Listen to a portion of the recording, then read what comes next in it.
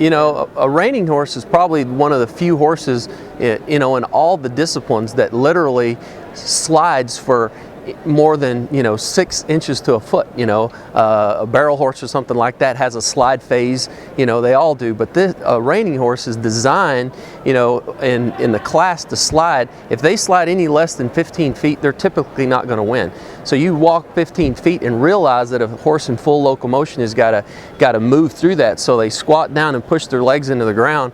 And if you don't have the proper dimensions of shoes on their hind end to allow them to stop like that, it really hurts their hocks and it jars them, you know. And so a reining plate is typically a 1/4 inch thick and a minimum of 3/4 of an inch wide, and it goes up from 1/4 by 3/4 to 1/4 by 1.5 inches. I've used all in increments, in 1/4 inch increments all the way through, but they're typically flat on the bottom. They don't cover the whole foot. They're shaped like a normal horseshoe, but there's trailers. You can utilize trailers where the horse slides narrow or wide based on whether he's cow-hocked or bow-legged. You know, some horses turn in on one leg and turn out on the other. So you obviously have to shoe those 2 feet different to get him to slide in a straight line for 25 feet. And so it's very interesting, and it's always exciting to me to watch horses and see them, you know, progress through their training, especially in the slide phase of their judging. And when you shoe the upper level horses, because the training phases stop as a 2-year-old is broke, they grow, their croup gets higher, then their wither catches up, and then they grow like this. A horse typically doesn't just go straight up.